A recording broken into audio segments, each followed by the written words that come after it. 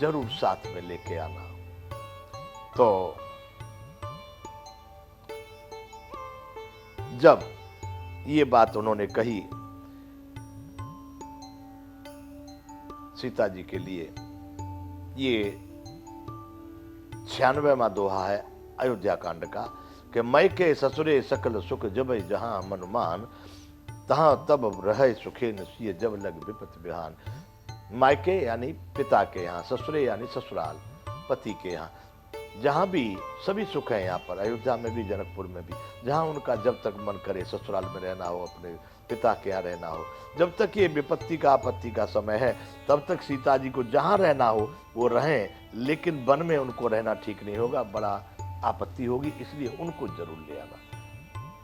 बंधुओं, ये 96वां दोहा अयोध्या कांड का यहाँ से आगे अब होगा। कल यहाँ तक हम कथा कर चुके हैं। बिनती भूप की न जहि भांति, आरत प्रीति न सो कही जाती।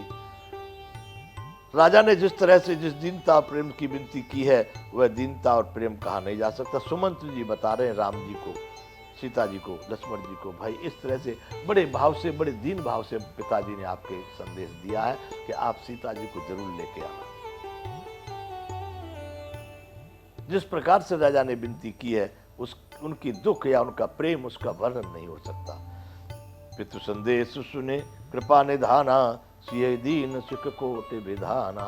जब पिता का संदेश सुना सीता जी के लिए, पिताजी ने कहा कि इनको जरूर ले आना, तो राम जी ने भी पिता की आज्ञा का सिरोधार करके सीता जी को समझाने का प्रयास किया है।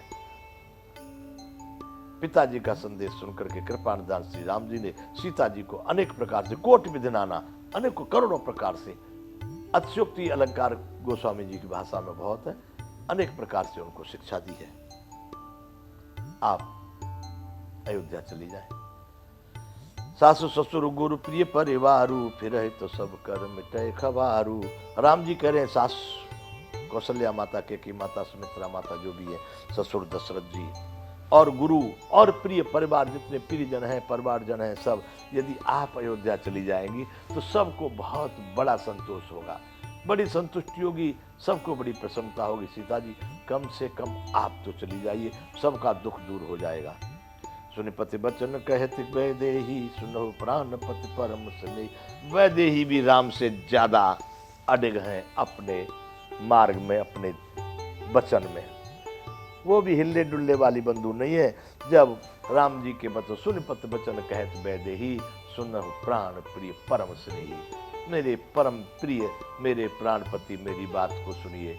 उनकी बात को सुन करके, राम जी की बात को सुन करके सीता जी उनको उत्तर दे रही हैं। प्रभु करुणामय परम विवेकी, तनु तजित रहते छाह किम छेकी। आप तो बड़े विवेकी हैं, करुणामय हैं, परम विवेकी हैं प्रभु। आप बताइए, शरीर से परछाई अलग होती है क्या? कभी परछाई सूर्य आकाश में हो और शरीर आपका जहां भी चल रहा है उससे कभी परछाई अलग हो सकती है? तनु तज रहत छाह किम छेकी। कैसे रोकी रह सकती है, कैसे छेकी रह सकती है? तन अलग और परछाई अलग, ऐसा होता नहीं है प्रभु।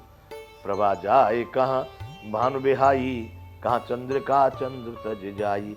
सूर्य की प्रभा सूर्य को छोड़ करके कहीं जा सकती है क्या? प्रभा यानी प्रकाश या रोशनी, सूर्य को छोड़ करके कहीं जा सकती है क्या? उससे सदैव संलग्न रहती है। ऐसे ही चंद्रमा की किरणें भी, चंद्रमा की जो है चांदनी भी कहीं चंद्रमा को त्याग करके नहीं जा सकती, वो उसके साथ ही संलग्न रहती है। ऐसे ही प्रभु मैं आपके अतिरिक्त आपको छोड़कर नहीं जा सकती। राम जी ने सुना, दो टूक बात जानकी जी ने वहां पर राम जी के सामने रख दी है। पति ही प्रेममय विनय सुनाई, कहते सचिव सन घेरा सुहाई।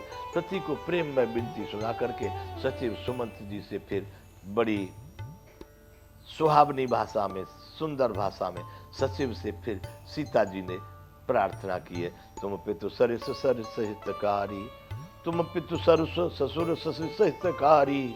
आप मेरे पिता और ससुर के समान हित करने वाले हैं।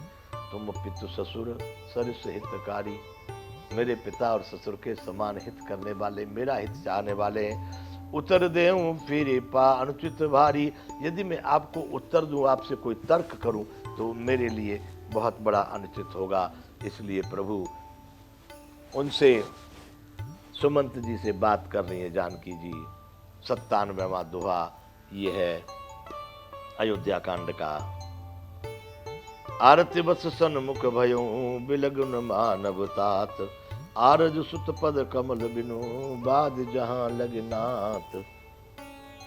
हे प्रभु, पिता के समान आप हैं, किंतु ये तात में आर्त यानी दुखी होकर के आपके सन्मुख हुई हूँ, अर्थात आपके सामने बोलने का मैंने दुस्साहस किया है, आप इसका बुरा नहीं मानिएगा।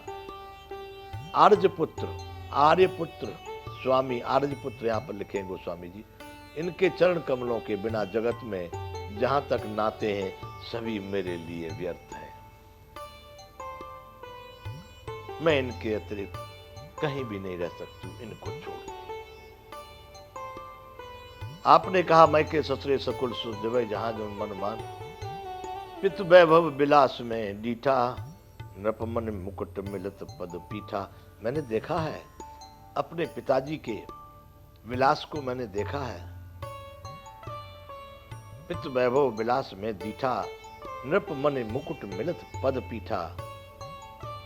मेरे पिताजी के ऐश्वर्य की छटा देखिए, जिनके चरण रखने की चौकी से सर्वश्रोमणी राजाओं के मुकुट मिलते हैं, अर्थात बड़े बड़े राजा जिनके चरणों में आकर के प्रणाम करते हैं, ऐसे मेरा पिता का घर है। मेरे पिता के चरणों में बड़े बड़े राजा लोग भी आके नमस्कार करते हैं। नप मन मुकुट मिलत पद पीठा, राजाओं के मुकुट रूपी, मणि रूपी मुकुट जो है मेरे पिताजी के पद पीठ यानी खड़ाऊं के, जूतों के, चप्पलों के पीठ से मिलते हैं। सुख निधान अस पितु ग्रह मोरे, पिय विहीन मन भावन भोरे। मेरे इस प्रकार से सुख निधान, हर प्रकार से बड़े पिता के घर भी सब प्रकार के सुखों का भंडार है, परंतु पिय विहीन मन भावन भोरे, मुझे मेरे पति के बिना मन को भूलकर भी नहीं भाता। मेरे पिता का ऐश्वर्य, मेरे पिता का वैभव पति को छोड़ करके मुझे किसी मतलब का नहीं लगता।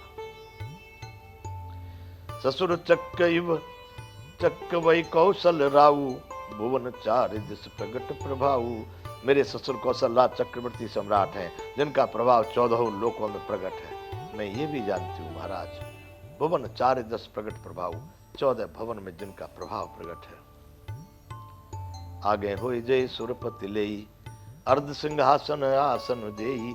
जिनको आगे बढ़ करके इंद्र भी जिनको स्वागत करते हैं, अगवानी करते हैं और आधा सिंहासन बैठने के लिए देते हैं, अपने साथ बिठाते हैं महाराज दशरथ को। ऐसे मेरे ससुर हैं। ससुर चक्क वै कौशल राऊ, भुवन 4 10 प्रगट प्रभाऊ।